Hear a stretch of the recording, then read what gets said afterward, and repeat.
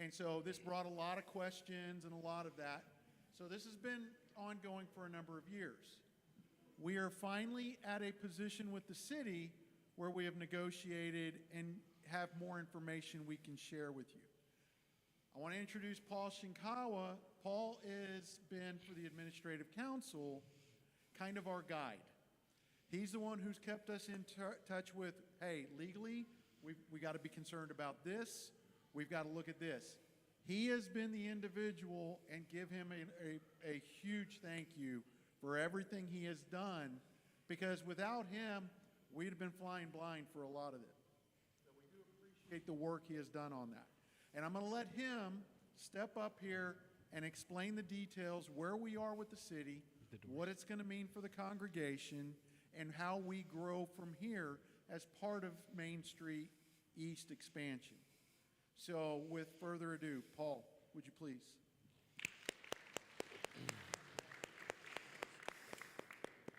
Okay, good morning. Good morning. Could I have slide 2? This slide 1 isn't really going to help it at all. Directly, like this. Could I have slide 2, please? This one, number 1, isn't going to work. Okay. So, as Joel said, for several years we've been talking to the city and worrying about how we're going to deal with the road that's going to go through the back of our property. In the past year, it has ramped up, and we've recently meaning a couple of months, started negotiating seriously with the city. They initiated the beginnings of a condemnation action against us to condemn the road right-of-way that they wanted. And rather than going to litigation, we've come to a settlement with them. And I'm going to go over briefly what that settlement entails. If you haven't been keeping up with what's actually happening on where the road goes, this goes across the back of our north side parking lot. It basically comes in to our property from the driveway by the preschool, goes completely across our parking lot and across the river. And it goes to something called Main Street East, which is what the city refers to the project as. If you can see up on that slide, there's a green area. That is everything that the city is going to get. That's about 2 rows of parking back from the education building, and then there is a painted line back there approximately where that is. And we will grant, sell, whatever you want to call it, to the city all of what's up there in green. It goes quite a bit. You can see the light hatch marks on there. That's the actual parking space that we utilize, and the rest of it is green, which is mostly grass. If I could have the next slide, please.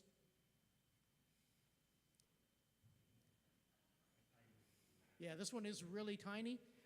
There is a yellow arrow pointing to the left. That's where we're standing now. And that's the whole property as it looks. Okay, the next slide. And that is what we are getting back from the city in exchange for the back property. They are going to re-grant us, as you were originally, not originally, but several years ago, we owned the Cotton Gin property. They're going to grant us back a piece of the Cotton Gin property, build a parking lot on it for us to replace all of our lost parking. And the little trapezoidal space on the left side is what that represents. It's approximately 1 acre in size and has the equivalent number of parking spaces that we're going to lose when the city gets the back parking lot. And if you go to the next slide, maybe this one's a little better. No, it's not. What that represents is where the line is on our back parking lot. They will put a curb completely across it where the street goes from left to right, and the roadway will be past that. It will gradually rise, so it's going to be almost impossible to walk straight back into the back property. That's one of the reasons why we're giving up the rest of it. It'll rise from left to right, and somewhere about on the right side, on the creek bank, it'll turn into a bridge that'll go over the creek. Okay, the last slide, please. Not the second to last slide. That is the clearest expression we can find of what the parking lot is. It's on the left side. You can see where Pecan Street is at the bottom. And right in the center is the education building. So we will have that as a parking space. We will also get an entrance to the new Main Street, which is the tree-lined avenue up above. And it's off the slide. It doesn't actually show. But we will have a street entrance onto Main Street and one, actually the two that we have, or three, onto Pecan Street. And we'll have control over at least 3 of those 4 entrances. And if you'll show the next one, please, briefly, that we have a list we're making. And you're welcome to provide anything that you can, but I'm going to ask that just be put on our website. I know you can't read it. Yeah, but if you'll go back to the previous slide, yes. The parking lot that we're going to get from the city is something that we will share. We'll make it accessible for the public, and the city will lease it back from us for that purpose. We'll have a list of what I call exclusions, things like Christmas Day, Easter Sunday. That page of items is what the exclusion list is, and it's everything I can think of where we're going to absolutely need the parking space. I'm sorry? It's on there. It's on there. It's on there. Yes. Like I said, it's everything I can think of, and once we put it up on the website, you can look at it and see if there's anything I left off. And it also includes the days that the SDA Church uses the property as well. That parking space, if you have trouble figuring out where it actually is, it's where the food trucks were earlier this year and last year. And the city will build that to a public parking lot standards, graded, surfaced, and we're negotiating the length of the lease. So basically where we are with them, just a second, where we are with them is we have to negotiate the entire contract. We have a contract, a deed for the back property, a deed for the front property, easements, and compensation. And in addition to the swap of the property that we're doing, we're going to get 503. roughly $500,000. Of that amount, 25% is the agreed amount that goes to our attorney's fees. So the attorney we hired to do this deal for us and convince the city that it was the right thing to do will get 25% of the cash proceeds. I think, and this is just my own opinion, what we're getting in terms of the parking lot is probably $250,000 to $350,000 worth of work to get a new parking lot. So had we just gone with a straight condemnation, we'd get an uncertain amount of money, and then we'd have to figure out how much to spend on a parking lot ourselves. So what we're getting is the amount of cash plus a new parking lot.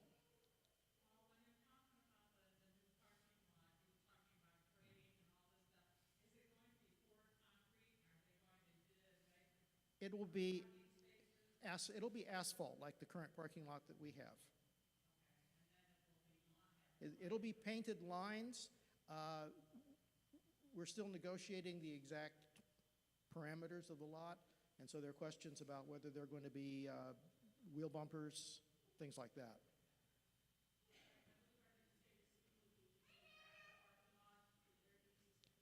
Yes, it'll be used by the public in Pflugerville when, probably as much as they use our parking lot now. No. And we are negotiating who's going to do the maintenance on it as well, and the length of time for the lease, because as all parking lots need heavy maintenance after 15 to 20 years. I'm sorry. The columbarium is not going to be affected, no. Yes. Is the driveway on the east, on the west side of the education or the day school, is it essentially a street when No. they're finished?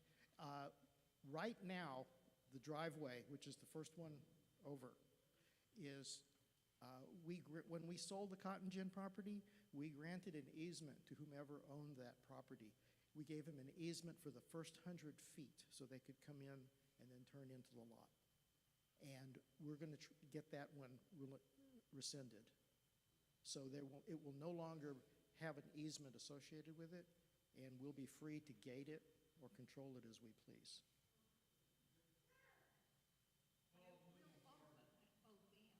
Yes. Right. And my proposal is that it just be limited to vehicular traffic. I mean, I'm an old bicyclist, and I know you can get around almost anything with a bicycle. And so physically you can get from Main Street to Pecan Street, but probably not with a car. Except when all the gates are open, for example, on a Sunday.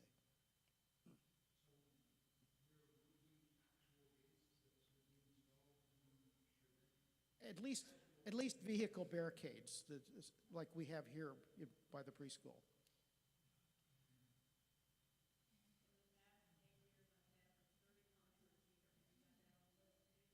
Well, we don't know when they are. If you have a schedule, that would help. But we're actually preparing a document that's supposed to last for 15 years. So there's some general language that I've proposed that we basically say other times where we may give 10 days notice.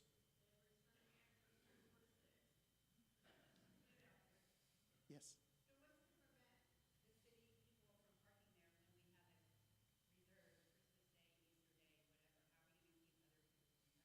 Well, the same thing we do now, which is nothing. Well, we did talk about this in the council meeting the other day. One of the things we talked about was we have control of it. So we can actually, if we want to be those people, we can actually say, we can block everything off for our times. And then if someone tries to violate that, technically, they're trespassing. And we can tow them, technically. If we wanted to do that, I mean, but once again, we want to be nice and we want to be considerate to the community. But we're also going to ask the community to be considerate of our times where we worship. So some of that will be logistics-wise. Trustees will have to work out a schedule and figure out how to enforce that and protect our rights.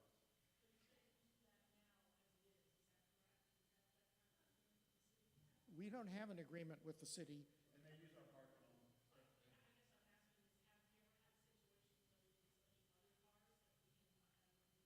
No. Not that I can recall from all the time I've been going to this church. Probably the one event that impacts us potentially on a Sunday morning was always Deutschen Fest 5K. Because it used to start right down in this area, and a lot of people would park in vacant lots over there. That's the one event that I kind of stands out in my mind.